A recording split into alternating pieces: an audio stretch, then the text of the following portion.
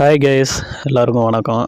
ஒன்றும் இல்லைங்க, இன்றைக்கி நம்ம கல்கி படத்தோட செகண்ட் ட்ரெய்லர் விட்டுருக்காங்க. இந்த ட்ரெய்லரை பற்றி கொஞ்சம் பேசுவோம் தான் இந்த வீடியோ. வாங்க வீடியோக்குள்ளே போகலாம்.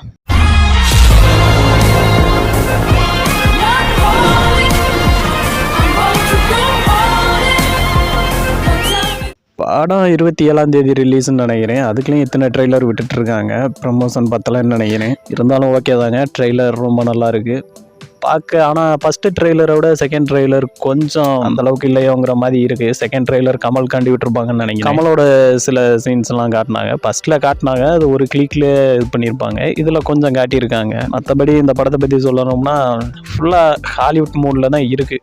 ஹாலிவுட்டு அந்த டோன், மேட்மேக்ஸ் அந்த மாதிரி படங்கள் பார்த்துருந்தீங்கன்னா உங்களுக்கு தெரிஞ்சிருக்கும். அதை காப்பி பண்ணுற மாதிரி தான் இருக்குது. இடையில டிரான்ஸ்ஃபார்மர் அந்த படத்தோட வெர்ஷன்லாம் இருக்கும் போல இருக்குது. நம்ம பிரபாஸோட அந்த காரு அந்த மாதிரி ரோபோட் மையெல்லாம் மாறுது, அதை பார்த்துருப்போம். விஎஃப்எக்ஸ் எடிட்டிங்கை பொறுத்த வரைக்கும் எல்லாமே ரொம்ப தரமாக பண்ணியிருக்காங்க. உண்மையாகவே வேறு லெவலுங்க, சூப்பராகவே பண்ணியிருக்காங்க.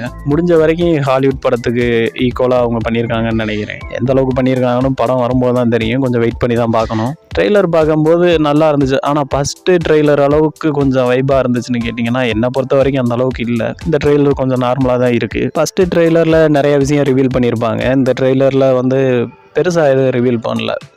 பிரபாஸ், கமலஹாசன், அமிதாப் பச்சன், தீபிகா படுகோன் இவங்களோட ரோலை பற்றி தான் அதிகமாக பேசப்படுது. இந்த படம் முழுக்க ஒரே போர், யுத்தம் அந்த மாதிரி தான் போகும் போல இருக்குது. நான் ஃபஸ்ட்டே சொல்லியிருப்பேன், ஃபஸ்ட்டு வீடியோலையே ஒவ்வொருத்தவங்களுக்கும் ஒரு வெஹிக்கிள் இருக்கும்னு. அந்த மாதிரி தான் எல்லாருக்குமே ஒவ்வொரு வெஹிக்கிள் இருக்குது. வில்லன்ஸு கொஞ்சம் அந்தளவுக்கு பவர்ஃபுல்லாக இருக்காங்கன்னு கேட்டால் இதில் யார் வில்லன்னு தெரியலை. இடையில கமல் தான் வில்லங்கிற மாதிரி நான் நினைக்கிறேன். ஏன்னா அவரோட போர்ஷன் ரொம்ப வித்தியாசமாக இருக்குது.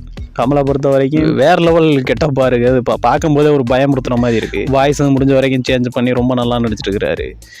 நீங்கள் அந்த கமலோட அவங்க பண்ணியிருக்கிறத பார்த்தீங்கன்னா அவருக்கு கால் இருக்காது, அந்த மாதிரி தான் பண்ணியிருப்பாங்க. ஏர்லேயே தான் பறந்துட்டு இருக்கிறாரு. அவர் ரொம்ப பயங்கரமான வில்லன்னு நினைக்கிறேன். தீபிகா படுகோன்னு தான் இந்த படம் முழுக்க டார்கெட்டுன்னு நினைக்கிறேன். அந்த மாதிரி தான் அந்த கதை போயிட்டுருக்கு. பிரபாஸ் இடையில ஜாயின் பண்ணுற மாதிரி தான் இருக்கும்னு நினைக்கிறேன். ஏன்னா அவர் அவங்க குடும்பத்தில் ஃபேமிலியில் ஒருத்தவங்கள தான் இருப்பார். ஆனால் இவர் தனியாக ஒரு வேர்ல்டில் ஒரு வாட்டி சுற்றிட்டு இருப்பார் போல இருக்குது. அதுக்கப்புறம் இவருக்கு விஷயம் புரிஞ்சு வர்ற மாதிரி தான் அந்த கதை வரும்னு நினைக்கிறேன். ஏன்னா அவ்வளோ கூலாக தான் இருக்கிறாரு பிரபாஸ்.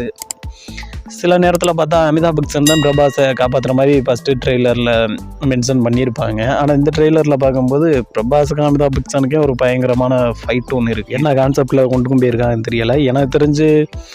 ஆனால் அந்த படம் ஓட நிறைய வாய்ப்பு இருக்குங்க. நிறைய பேர் அந்தளவுக்கு போகாது, ஹாலிவுட் படத்தை காப்பி அடிச்சிருக்காங்க அப்படிங்கிற மாதிரி இருந்தாலுமே இந்த படம் ஓடுறதுக்கு நிறையா வாய்ப்பு. ஏன்னா அந்தளவுக்கு எஃபெக்ட் போட்டிருக்காங்க, நல்லாவே பண்ணியிருக்காங்க. எல்லாருமே டீம் ஒர்க்கு, விஎஃப்எக்ஸு, கிராஃபிக்ஸ்லாம் எல்லாம் ரொம்ப தரமாக இருக்குது. ரொம்ப செலவு பண்ணி எடுத்துருப்பாங்கன்னு நினைக்கிறேன். அதாங்க ஒரு ஹாலிவுட் படம் பார்க்குற ஒரு ஃபீலில் இந்த படம் எடுத்திருக்காங்கங்க.